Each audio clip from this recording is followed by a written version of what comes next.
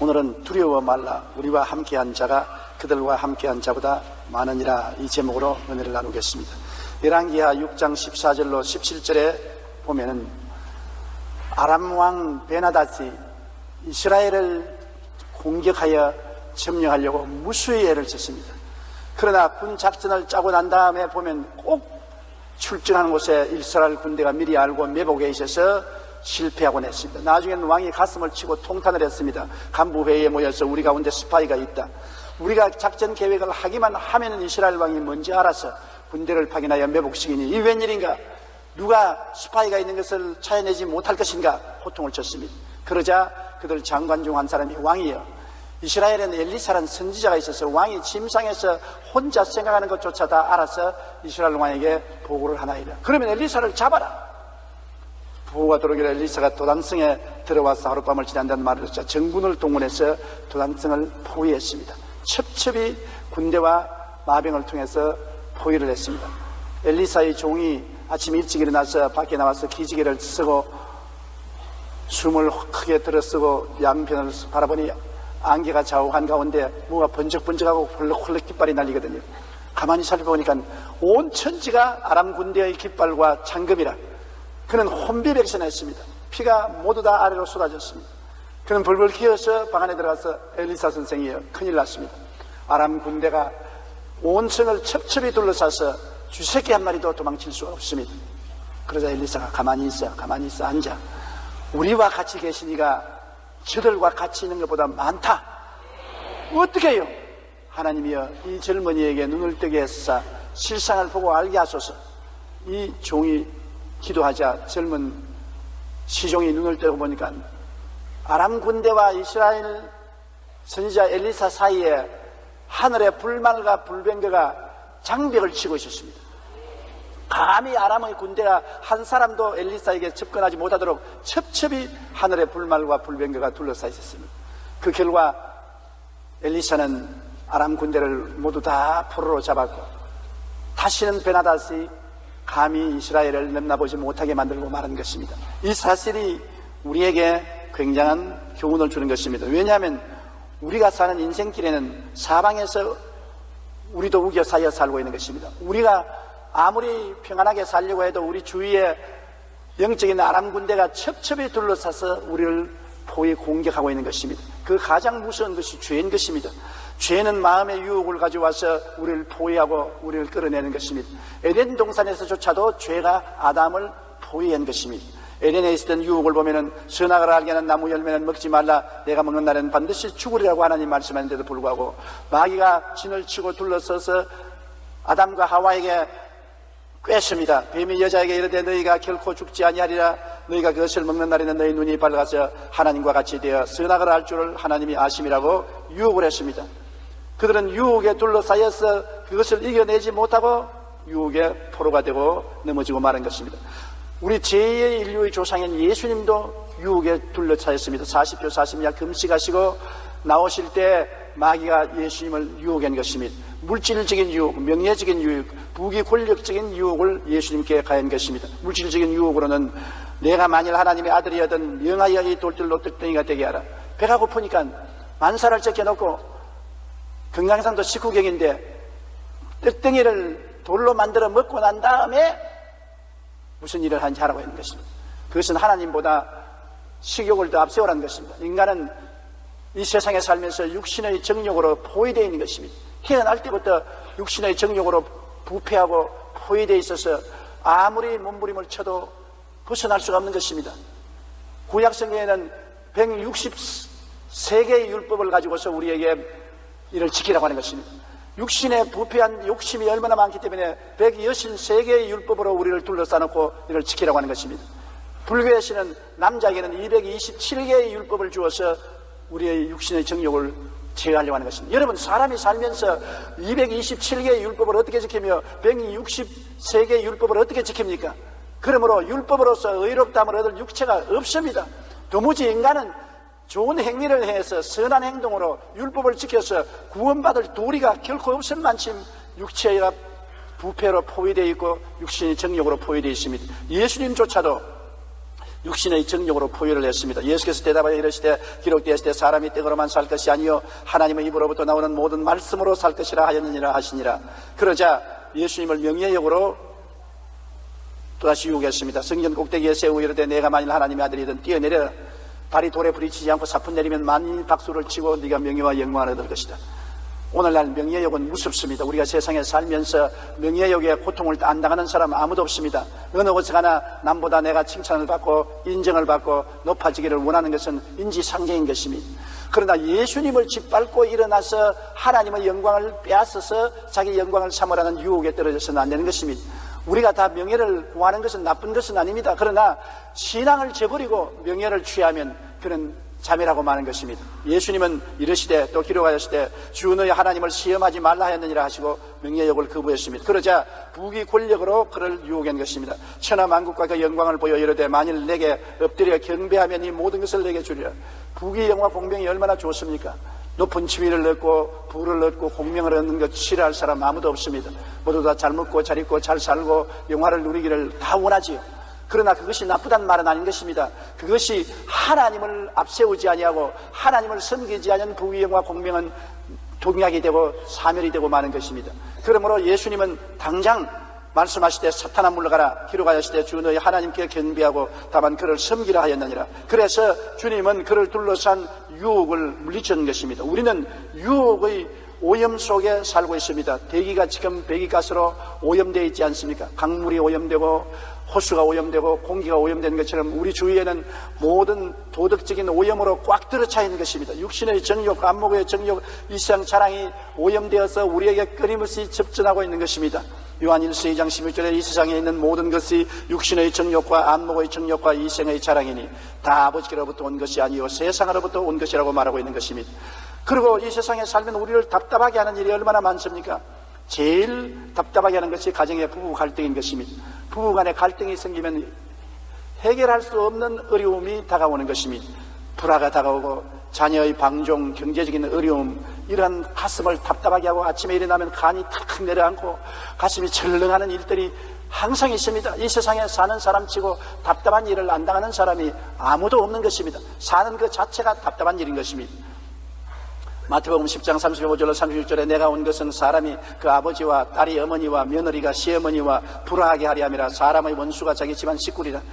원수가 집안 식구가 되어서 고통을 갖다 줄 때가 있는 것입니다. 우리는 살면서 사회적인 갈등이 얼마나 많습니까? 높은 사람과 낮은 사람의 갈등, 이웃 간의 의견 갈등, 정치적인 갈등, 노사 갈등, 빈부 갈등, 사상 갈등 등 사람 사는 그 자체가 갈등인 것입니다.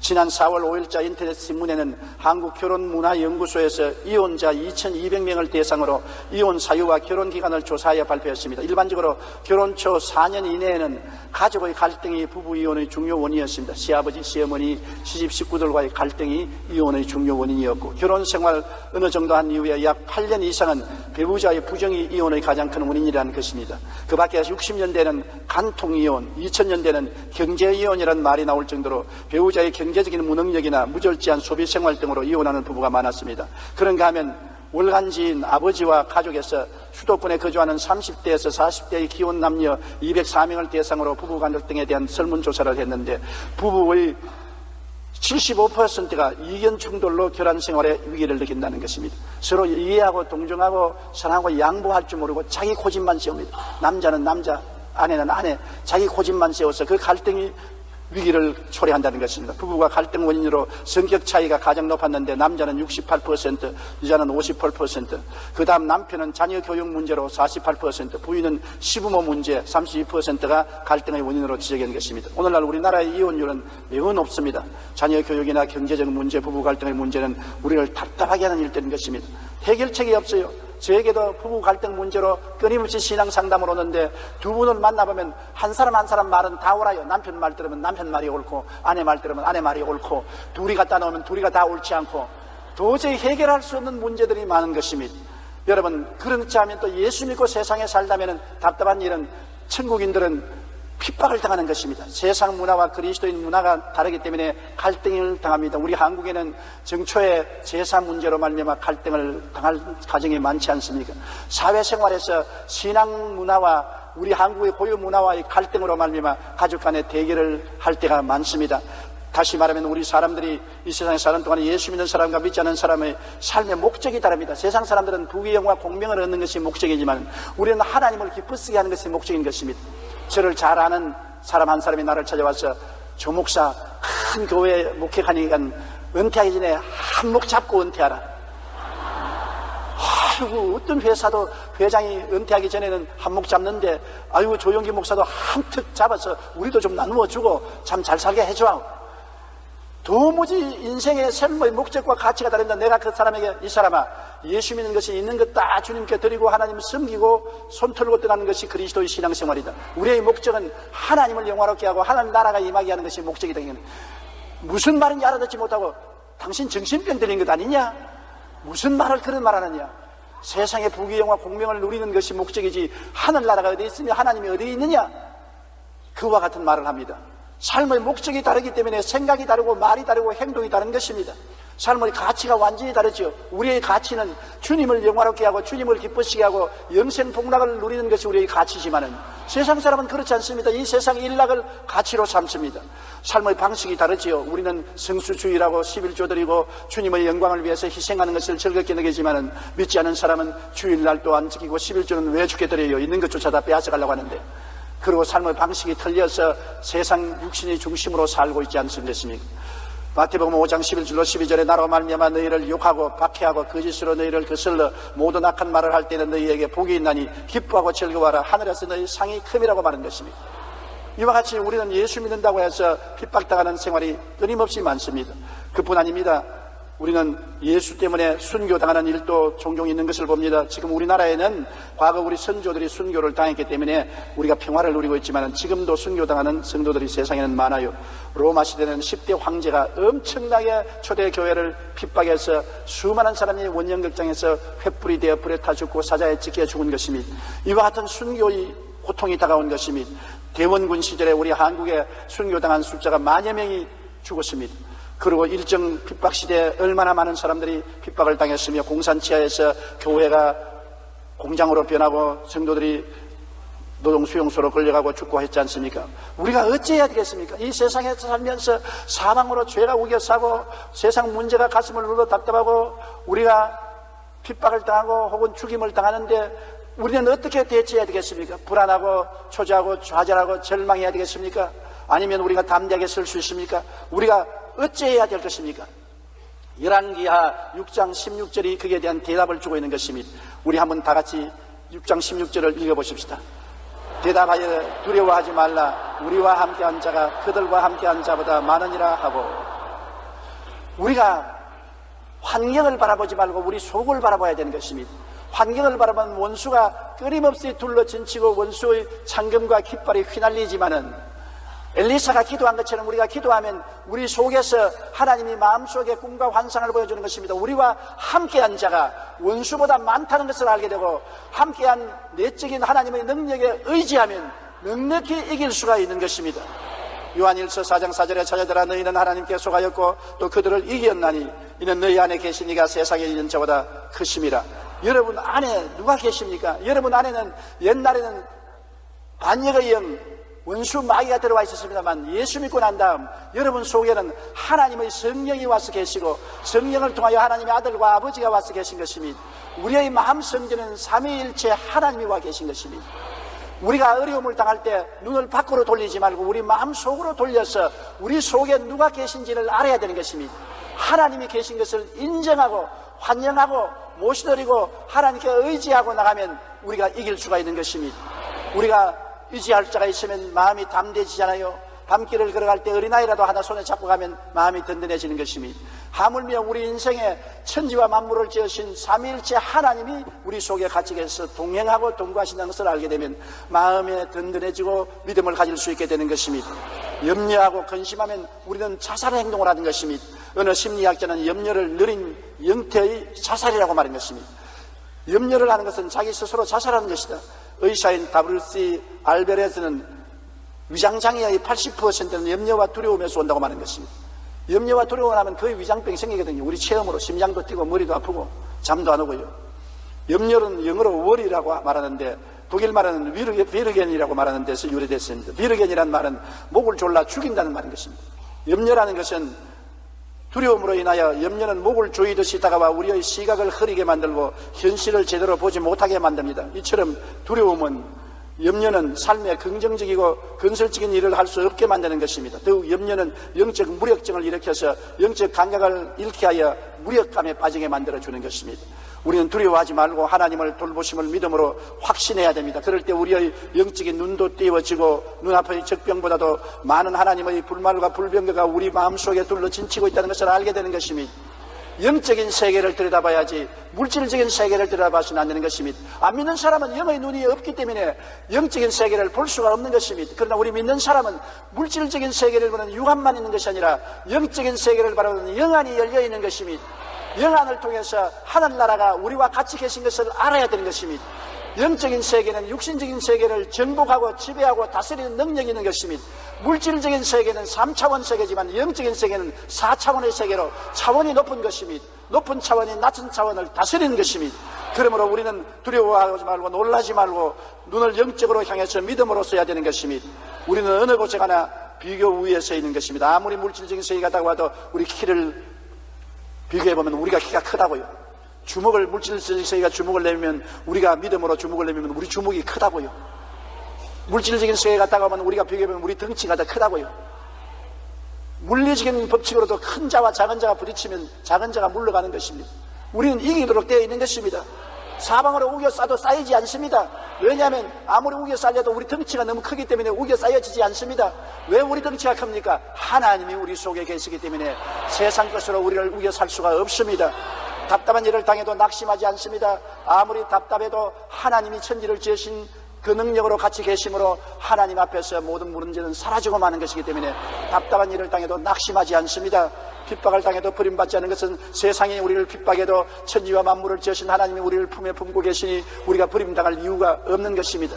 핍박당할수록 하나님께서 더 사랑하시고 더 품어주시고 더 은혜를 베풀어 주시기 때문인 것입니다. 거꾸러져도 망하지 않습니다. 아무리 망하려고 해도 불사조처럼 도로 일어나는 것이 우리 성도인 것입니다. 죽은 자도 부활하는데 우리 생활과 사업이 죽어서도 하나님은 또 부활시키는 것입니다. 더 낮게 부활시키는 것입니다. 고린도후서 4장 7절에 우리가 이 보배를 질그릇에 가졌으니 이는 심히 큰 능력은 하나님께 있고 우리에게 있지 아니함을 알게 하려 하심이라. 우리가 위대해서 이기는 것이 아니라 심히 큰 하나님께서 우리 속에 와 계심으로 세상 것으로 아무리 둘러싸고 짓밟고 끄꾸러뜨린다고 하더라도 하늘에 계신 하나님이 우리 속에 계심으로 하나님은 짓밟히지 아니하고 둘러싸이지 아니하고 끄꾸러지지 아니하는 능력을 가지고 계신 것이기 때문인 것입니다. 그러므로 우리가 살아갈 길은 영적인 실상을 바라보고 살아야 되는 것입니다. 환경보다 더 크신 하나님을 바라보고 살아야 되는 것입니다. 항상 하나님을 바라보고 사는 우리들이 되어야 되는 것입니다. 하늘을 쳐다보고 살아야 되는 것입니다. 아브라함을 보고 하늘을 들어 별들을 헤아려 보라고 하는 것처럼 하늘을 바라보고 하나님이 주신 약속을 헤아려 보고 살아야 되는 것입니다. 사도행전 12장 24절에 우주와 그 가운데 있는 만물을 지으신 하나님께서는 천지의 주제가 되신다고 말씀한 것입니다. 히브리서 13장 5절로 6절 다 같이 읽어보십시다. 내가 결코 너희를 버리지 아니하고 너희를 떠나지 아니하리라 하셨느니라. 그러므로 우리가 담대히 말하되 주는 나를 돕는 이시니 내가 무수거하지 아니하겠노라. 사람이 내게 어찌하리요. 주님께서 결코 너희를 버리지 아니하고 너희를 떠나지 아니하리라고 하셨으므로 우리가 담대해질 수밖에 없는 것입니다. 어느 선교사의 간증을 제가 읽었는데 불신의 종족들 가운데 복음을 전하러 갔는데 하루는 밤중에 믿지 않는 불신의 종족들이 횃불을 들고 손에 몽둥이와 창검을 들고 이 집을 불태우고 선교사 부부를 죽이려 왔었습니다. 군중들이 모여오는 것을 보고 부부가 엎드려서 하나님께 부르짖게 됐습니다. 하나님, 우리는 단 둘인데 저 부족들은 때가 많고 횃불을 들고 창검을 들고 오니 우리가 감당할 수 없습니다. 우리를 지켜주셔서 간절히 기도했었습니다. 바깥에서 고함을 치고 꽹과리를 치고 발을 구르고 야단 법석을 하면서도 집에 불을 붙이지 않고 다가오지 못하다거든요. 거리를 두고서 야단 법석을 하더니만 일제히 돌아서서 걸어만 나살리려고 도망을 쳤습니다. 아침까지 와도 조용하고 아무도 찾아오지 않고 그걸 지나고 난 다음 1년 동안 선교사들을 감히 공격하거나 욕하지 아니하고 모두 다 친절히 대하고 굽신굽신했습니다. 그 다음 1년이 지난 후 그 추장이 회개를 하고 예수를 믿고 난 다음에 선교사 집에 자꾸 와서 자꾸 두리번 찾거든요. 뭘 찾느냐 그러니까 1년 전에 우리가 여기 왔을 때 이 집을 둘러싸고 있던 그 군병들이 어디 갔습니까? 빛난 옷을 입고 수많은 군인들이 집을 둘러싸고 있는데 우리는 혼비백산했습니다. 군인들이 없는데요. 그 누굴까요? 그래서 그날 이후로 우리는 그 군인들이 어디에서 숙식을 하는가 찾아보려고 슈파이를 보내서 아무리 찾아봐도 온데간데 없어서 없었던 것은 하기야 맞기는 맞군요. 그러니까 선교사가 그는 육신의 군대가 아니라 하나님의 천사들이 와서 우리를 보호해 주었다고 말한 것입니다. 그들을 결국 보호해 준 것은 하나님의 천사들이 엘리사를 보호한 같이 보호해 준 것입니다. 오늘날 또 여러분, 우리들은 우리 주변에 하나님의 천사들이 끊임없이 보호한다는 것을 알아야만 되는 것입니다. 우리가 하나님을 피난처로 삼고 그를 의지하면 하나님이 그 사자들을 보내어서 우리의 모든 길에서 우리를 지켜주시는 것입니다. 하나님이 우리를 붙들어 발이 돌에 부딪히지 않게 해주시는 것입니다. 우리는 뱀과 독사를 밟으며 젊은 사자와 뱀을 발로 누를 수 있는 권세를 주신 것입니다. 우리의 자신을 알아야 되는 것입니다. 사람들은 예수를 믿고 난 다음 자기가 어떠한 신분을 가졌는지 이해를 못합니다. 우리는 사망에서 생명으로 옮긴 바 되었으며 마귀의 자식에서 하나님의 자녀가 되었으며 육의 자녀에서 영의 자식으로 거듭났으며 하나님이 우리 아버지가 되고 예수님이 우리 구주가 되고 성령이 우리 보혜사가 되고 천군 천사가 우리의 병사들이 되어서 우리와 함께 거하는 것입니다. 육신으로 보면 약하게 보지만 영적으로 보면 거대한 군대인 것입니다. 이러므로 우리 예수 믿는 사람은 육의 눈으로만 자기를 보고 환경을 보아서는 안 되고 항상 영의 눈이 깨어서 하나님을 바라보고 하나님의 약속을 의지하는 우리가 되어야 되는 것입니다. 우리나라에서 유명한 부흥사였던 길선주 목사님은 임종시에도 그를 둘러쓰는 사람들에게 향해 하늘에서 전보가 왔으니 이제 가봐야 되겠다, 안녕히 계세요, 그러고 세상을 떠났습니다. 죽음 앞에서 목사님은 슬퍼하지 않으시고 떠나신 것입니다. 죽음조차도 우리에게 원수가 되지 않는 것입니다. D.L. 무디 목사님은 임종시에 눈물을 흘리는 아내와 자녀들에게 땅이 물러간다, 천국이 열리고 세계가 내게로 다가온다, 하나님이 나를 부르시는구나, 내가 너희들보다 먼저 가겠다, 그러고 눈을 감았습니다. 여행 떠나는 것이지 죽어 고통을 당하는 것이 아니었습니다. 그러므로 죽음조차도 우리에게 두려움이 되지 않은 것입니다. 구세군의 창시자였던 월리엄 부우스의 아내였던 캐더린 부우스는 임종시에 이제 나는 죽는다기보다는 오히려 더 큰 나은 생에 시작되는 것이 눈에 보이는구나, 이제 와서 보니 죽음이야말로 아름답고 귀한 것이구나, 이렇게 말하고 세상을 떠났습니다. 여러분, 우리가 인생을 살면서 태어난 이후로 이 세상에 염려, 근심, 불안, 초조, 절망, 고통에 휩싸여 살면서 고난당할 뿐 아니라 사람에게는 최후 가장 무서운 것이 죽음인 것입니다. 죽음이 없는 것처럼 생각하고 살지만은 실제로 언제나 죽음은 가능성적으로 다가오는 것입니다. 그러나 주를 믿는 사람은 살아있을 동안에 하나님이 불단과 불병거로 우리를 지켜줄 뿐 아니라 죽음 그 자체조차도 영광에 들어가는 기회로 삼아주시는 것입니다. 너희는 마음에 근심하지 말라, 하나님을 믿으니 또 나를 믿어라, 내 아버지 집에 있을 곳이 많도다, 그렇지 않으면 내게 일렀으리라, 내가 너희를 위하여 처소를 예비하러 가느니 가서 처소를 예비하면 내가 다시 와서 나 있는 곳에 너희도 함께 있게 하리라고 말씀하신 것입니다. 주님께서 우리 위해서 처소를 예비하고 여러분의 때가 차면 여러분을 데리러 오셔서 여러분과 함께 천국에 들어가서 영원히 살게 만들어 주시는 것이므로 우리의 국적은 이 땅에 육신으로 있을 뿐 아니라 영적으로 영원한 세계에 있다는 것을 알아야 되는 것입니다. 우리의 희망은 이 땅에서 끊어지는 것이 아니라 영원히 계속되는 것을 알아야 되는 것입니다. 썩어질 것을 향하여 살지 않고 썩지 않고 영원히 있을 것을 향하여 사는 우리들이 다 되어야만 되는 것입니다. 그러므로 우리는 이 땅에 사는 동안에 항상 하나님과의 올바른 관계를 맺고 살아야 되는 것입니다. 우리가 하나님과 올바른 관계만 맺고 있으면, 하나님이 우리를 위하시면 누가 우리를 돼지가리요? 그 아들을 우리에게 주시니까 그 아들과 함께 무엇을 선물로 주지 아니하시겠느냐? 환난이나 공고나 적신이나 위험이나 기근이나 죽음이나 칼이랴, 이 모든 일에 우리를 사랑하신 이로 말미암아 우리가 넉넉히 이기면서 살아갈 수가 있는 것입니다. 그러므로 하나님과의 올바른 관계를 놓치는 것은 너무나 큰 비극인 것입니다. 안 믿는 사람은 하나님과의 관계가 끊어져서 돼지가고 있지만은 우리 예수 믿는 사람은 아버지와 자식의 관계가 끊어져서는 안 되고 그곳이 회방되어서도 안 될 것입니다. 요한일서 1장 5절로 10절 우리 다 같이 읽어보십시다. 우리가 그에게서 듣고 너희에게 전한 소식은 이것이니 곧 하나님은 빛이시라, 그에게는 어두움이 조금도 없으시다는 것이니라. 만일 우리가 하나님과 사귐이 있다 하고 어둠에 행하면 거짓말을 하고 진리를 행치 아니하느니와 그가 빛 가운데 계신 것 같이 우리도 빛 가운데 행하면 우리가 서로 사귐이 있고 그 아들 예수의 피가 우리를 모든 죄에서 깨끗하게 하실 것이요, 만일 우리가 죄가 없다 말하면 스스로 속이고 또 진리가 우리 속에 있지 아니할 것이요, 만일 우리가 우리 죄를 자백하면 그는 미쁘시고 이루사 우리 죄를 사하시며 우리를 모든 불의에서 깨끗하게 하실 것이요, 만일 우리가 범죄하지 아니하였다 하면 하나님을 거짓말하는 이로 만드는 것이니 또한 그의 말씀이 우리 속에 있지 아니하느니라. 죄를 짓지 않은 의인이 이 세상에 누가 있습니까? 여러분, 한 주간 동안 한 번도 죄를 안 지은 사람 손 들어보세요. 내가 표창할 테니까. 아무도 없지 않아요. 사람이 죄를 안 짓고 어떻게 삽니까? 이 세상에, 혼탁한 세상에 사니까 사람이 다 넘어지고 쓰러지고 걸리고 상처 입게 되는 것입니다. 안 하면 제일 좋지요. 안 해야 하나님과 가까이 할 수 있으니까 가장 좋지요.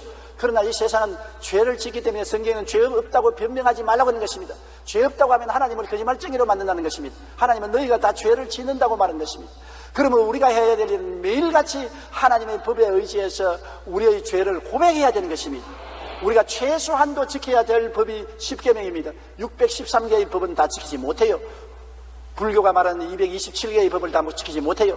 최소한도 10계명을 통해서 우리에게 비춰보여야 되는 것입니다. 내 앞에 다른 신을 두지 말라, 우상에 절하지 말라, 하나님의 이름을 망령되이 부르지 말라, 안식일을 거룩히 지켜라, 내 부모를 공경하라, 살인하지 말라, 간음하지 말라, 도적질하지 말라, 내 이웃을 거짓 증거하지 말라, 내 이웃을 탐하지 말라. 최소한도 이 10계명은 우리가 마음에 간직하고 여기에 비춰보아서 우리 죄를 회개하고 자복하고 살아야 되는 것입니다. 믿는 사람과 안 믿는 사람이 무엇이 다릅니까? 안 믿는 사람은 회개하지 않습니다. 자복하지 않습니다. 10계명에 있어서 비춰보고 잘못을 고백하느냐 하면 그렇지 않습니다. 믿는 자의 다른 점은 우리가 10계명을 항상 마음에 비춰보고 넘어질 때마다 회개하고 자복한다는 것입니다. 그러므로 늘 씻는 사람하고 씻지 않는 사람하고 세월이 지나보면 누가 더 때가 많습니까? 안 씻는 사람은 때 덩어리지요. 늘 씻는 사람은 때가 묻어도 적게 묻지요. 여러분, 우리는 항상 예수님의 보혈로 씻어서 정하게 되어야 되는 것입니다. 그래야 하나님과 교통함이 있는 것입니다. 어두움에 처해 있지 말고 항상 빛을 향해서 돌아서는 우리들이 되어야 되는 것입니다. 그러고 난 다음 우리는 예수 그리스도의 은혜를 믿고 항상 입술의 고백을 강하게 잡아야 되는 것입니다.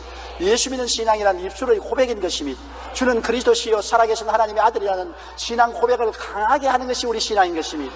우리의 신앙은 속으로만 몰래 가지고 있는 것이 신앙이 아닙니다. 입술의 고백입니다. 혼자서도 고백하고 이웃 사람에게도 고백하고 하나님 앞에서도 고백하고 세상 사람 앞에도 고백해야 되는 것입니다. 신앙의 고백이 우리의 믿음을 굳게 잡아주는 것입니다. 로마서 10장 10절에 사람이 마음에 믿어 의에 이르고 입으로 신하여 구원에 이르느니라고 말한 것입니다. 골로새 2장 6절로 7절에 그러므로 너희가 그리스도 예수를 주로 받았으니 그 안에서 행하되 그 안에 뿌리를 박으며 세움을 받고 교훈을 받은 대로 믿음에 굳게 서서 감사함을 넘치게 하라. 우리가 믿었으면 입으로 강하게 시인하고 그 다음에는 감사함을 넘치게 해야 되는 것입니다. 왜 감사함을 넘치게 합니까? 모든 일에 하나님이 함께 계신다는 것을 믿고 감사하는 것입니다. 좋은 일은 좋아서 감사하고 나쁜 일은 좋게 만들어 주실 것이니 감사하고 좋으나 구저나 감사함을 넘치게 하면 하나님께서 역사하는 것입니다. 여러분, 하나님은 여러분에게 항상 끝이 좋게 해주시지 과정도 평탄하고 좋게만 만들어 주지 않은 것입니다. 우리가 시련이 없는 믿음은 겉으로만 믿음이 잘 믿는 것 같고 키만 큰 같이 시련을 당하면 곧 쓰러지고 마는 것입니다. 신앙생활의 과정은 하나님이 크고 적은 시련을 통하게 만들어주는 것입니다. 그것은 운동하라고 하는 것입니다. 기도 운동, 믿음 운동, 전도 운동하라고 하는 것입니다. 믿음이라는 것은 우리가 말씀만 먹고 신앙만 바라는 것이 아니라 운동도 해야 되는 것입니다. 그러므로 시련은 우리 기도 운동인 것입니다. 시련 안 당하면 기도 안 해요. 고통 당해야 기도하지. 지나가 보면 여러분 기도 가장 많이 할 때가 가장 어려울 때 가장 기도 많이 했지요. 가장 편안하고 좋을 때는 기도 안 하는 것입니다. 슬플 때 가장 찬송 많이 하지 즐거울 때는 별로 찬송도 하지 않은 것입니다. 시련과 고난과 고통이 다가와야 기도도 많이 하고 회개도 많이 하고 깨어지고 찬송도 많이 하고 눈물도 많이 흘리고 신앙이 쑥쑥 자라는 것입니다. 그러므로 좋은 것만 좋은 것이 아닙니다. 우리 하나님 아버지께서는 우리가 최선으로 성장하기 위해서 우리에게 좋은 양식도 먹여주시고 좋은 일도 일어나게 해주시나 시련도 늘 보내주시는 것입니다. 시련을 통해서 우리가 연단을 받아서 능력있고 힘있고 탄탄한 사람이 되어서 나중에 이 세상에 살면서 진짜로 영혼이 잘되고 범사에 잘되며 강건하고 생명을 얻되 풍성히 얻는 삶을 살도록 도와주시는 것입니다. 그러므로 여러 가지 시험을 당하거든 온전히 기쁘게 여기시는 여러분 되시기를 바랍니다. 어려운 일도 우리가 그것을 보배로 삼고 감사하면은 그것이 좋은 일로 변화된다는 것을 알아야 되는 것입니다. 반드시 좋은 일만 좋은 것이 아닙니다. 여러분 생활 가운데 어려운 일이 다가올 때 그것을 가지고 감사하게 생각하고 기도하면 하나님이 그를 통해서 좋은 일로 변화시켜 주는 것입니다. 나쁜 남편이 반드시 나쁜 것도 아니고 까다로운 아내가 반드시 나쁜 아내도 아닌 것입니다. 시련을 가져온 자식 때문에 자식을 미워할 일도 아닌 것입니다. 그런 것을 통해서 믿음이 자라게 하는 것입니다. 오히려 그 역경이 변해서 좋게 만들어 주시려고 하는 것이기 때문에 꿈을 버리지 말고 긍정적이고 적극적이고 창조적인 꿈을 가지고 좋아진다, 좋은 것은 좋아지고 나쁜 것은 더 좋아질 수 있다고 신념을 가지는 여러분 되시기를 바랍니다. 이스라엘은 사해가 있습니다. 해수면이 바다보다 400m나 낮지만 물이 계속 증발되어 소금 호수가 되었습니다. 물이 짜니 생물이 살지 못하여 죽음의 바다라고 해서 사해라고 이름 붙인 것입니다. 지금은 이스라엘과 요르단과의 국경에 사해를 반으로 가려서 반은 이스라엘에 속하고 반은 요르단 국가에 속해 있는 것입니다. 저 그림에 보는 것처럼 안 깔았잖아요. 소금이 너무 많아서 둥실둥실 뜨고 안 깔았습니다. 그런데 오늘날 이스라엘은 사해라고 하지 않고 염해라고 부릅니다. 그러나 요르단은 진짜 사해가 되어 있습니다. 이스라엘 쪽의 사해는 활발하게 개발되어 그 죽음의 바다가 치료 휴양지로 조성되었습니다. 사해는 소금 외에 몸에 좋은 무기질이 녹아있어 각종 피부병 치료에 척효를 발휘하고 있습니다. 그래서 가는 곳마다 안락한 호텔과 휴양지가 조성되어 피부병을 치료하려는 사람들과 관광객들로 북새통을 이루고 있습니다. 또 사해 남쪽에는 비누 공장, 진흙팩 공장 등 온갖 화학 공장들이 밀집해 있습니다. 플라스틱 원료는 세계 인구가 100년을 쓰고도 남을 만큼 양이 매장되어 있습니다. 또 농약이나 페인트의 원료도 전 세계 소비량의 4분의 1이 사해에 생산됩니다. 이제 사해는 세계 최고의 자연병원, 세계 최대의 화학공장으로 바뀐 것입니다. 더 이상 죽음의 바다가 아닙니다. 축복의 바다입니다. 그러나 요르단 쪽은 신기하리만치 방치해놓고 있어서 말 그대로 죽음의 바다가 되었습니다. 똑같은 사해인데 이스라엘 쪽은 번영의 처소가 되고 마는 것입니다. 요르단 쪽은 문자 그대로 죽음의 바다가 되어 있는 것입니다. 왜 그러냐? 이스라엘은 사해를 받아들였을 때 어떻게 받아들였냐? 주님이 젖과 꿀이 흐르는 땅으로 우리를 인도하시니 이것도 결국은 사해가 아니고 젖과 꿀이 흐르는 땅이다. 이곳에 젖과 꿀을 찾아내자. 죽음의 바다에서 젖과 꿀을 찾아내니까 온갖 치료약이 다 나왔으며 온갖 비누공장, 비료공장이 다 나왔으며 온갖 휴양지가 다 나왔고 온갖 유용한 물질이 다 나온 게 된 것입니다. 죽음의 바다인 줄 알았는데 들어가서 꿈을 가지고 믿음을 가지고 감사하면서 들여다보니까 복지요 젖과 꿀이 흐르는 곳이었습니다. 그러나 요르단 측에서는 그것을 사해로 받아들이고 이는 모슬 땅이다. 모슬 바다다. 여기는 아무 생물도 살지 못하고 농사도 짓지 못하는 곳이라고 방치해 놓으니까 그 젖과 꿀이 흐르는 땅이 죽음의 땅으로 변화되어 있는 것입니다. 여러분, 우리의 가정이 젖과 꿀이 흐르는 가정을 만들 수도 있고 죽음의 가정으로 만들 수 있는 것입니다. 우리의 삶을 젖과 꿀이 흐르는 삶으로 만들 수도 있고 사지로 만들 수 있는 것입니다. 그 모든 것은 우리가 어떻게 바라보고 어떻게 믿고 어떻게 감사하느냐에 달려 있는 것입니다. 나는 못한다, 안 된다, 할 수 없다, 나는 저주받았다, 패배한다. 그렇게 하면 어느 곳에 가나 이래서나 언제나 죽음의 사지에 있게 되는 것입니다. 그러나 십자가를 바라보고 예수님의 보혈을 의지해서 꿈을 갖고 믿음을 갖고 긍정적이고 적극적인 태도로 감사하면 사해도 축복의 바다가 되어버리고 마는 것입니다. 십자가를 통해서 예수님은 용서와 의와 영광을 퍼부어 주심이, 거룩함과 성령 충만을 부어 주심이, 치료와 건강을 넘치게 주시는 것입니다. 아브라함의 복과 형통을 주시는 것입니다. 부활 영생 천국을 주시는 것입니다. 십자가를 통하여 3대 재앙에서 3중 축복을 주셔서 영혼이 잘됨같이 범사에 잘되며 강건하고 생명을 얻되 풍성히 얻게 해주는 것입니다. 눈을 들어 십자가를 바라보고 영적인 세계 속에 사는 여러분 되시기를 주님 이름으로 축원합니다. 우리 예수 믿는 사람은 십자가를 바라보고 사는 사람인 것입니다. 전쟁할 때 보면 본부와 통신이 두절되면 일선에 있는 장병들은 위험에 처하게 됩니다. 지시도 받지 못하고 보급도 끊어집니다. 우리 안에 계시고 하늘에 계신 하나님과 우리의 관계가 확실하면 우리는 두려워할 것이 없습니다. 하나님과 확실한 관계가 있는데 무엇이 두려워할 게 있겠습니까? 로마서 8장 35절로 39절 우리 다 같이 소리내어 읽어보십시다. 누가 우리를 그리스도의 사랑에서 끊으리요? 환난이나 곤고나 박해나 기근이나 적신이나 위험이나 칼이랴. 기록된 바 우리가 종일 주를 위하여 죽임을 당케 되며 도살할 양같이 여김을 받았나이다 함과 같으니라. 그러나 이 모든 일에 우리를 사랑하시는 이로 말미암아 내가 확신하노니 사망이나 생명이나 천사들이나 권세자들이나 현재의 일이나 장래의 일이나 능력이나 높음이나 깊음이나 다른 어떤 피조물이라도 우리를 우리 주 그리스도 예수 안에 있는 하나님의 사랑에서 끊을 수 없으리라. 야호! 무엇이든지 우리는 넉넉히 이기게 되어 있는 것입니다. 예수님이 우리의 구주시고 천지와 만물을 지은 아버지가 우리 아버지신데 왜 두려워합니까? 두려워 말라, 내가 너와 함께함이라. 무서워 말라, 내가 너와 같이 있다고 성경은 말씀하고 있는 것입니다. 주님의 의로운 손이 우리를 붙들고 있는데 왜 두려워하고 놀랄 리가 있겠는 것입니까? 육신을 이 눈을 뜨고 아람 군대를 바라보고 그 병기와 그 깃발을 휘날리는 것을 바라보면 안 됩니다. 여러분, 기도해서 하나님의 불말과 불병거가 우리를 둘러 진치고 있는 것을 바라보고 꿈을 가지고 믿음을 가지고 강하고 담대하게 나가면 할 수 있다, 하면 된다, 해보자로서 권세와 능력이 나타나고 승리의 깃발을 휘날릴 수가 있게 되는 것입니다. 고개 숙여 기도드리겠습니다. 사랑이 많으신 우리 아버지 하나님, 이 세상에 우리들은 끊임없이 죄악에 우겨 쌓이고 염려와 근심에 마음이 갈라지고 핍박으로 고통당하고 낙심과 절망으로 끄꾸러지고 망할 때도 많습니다.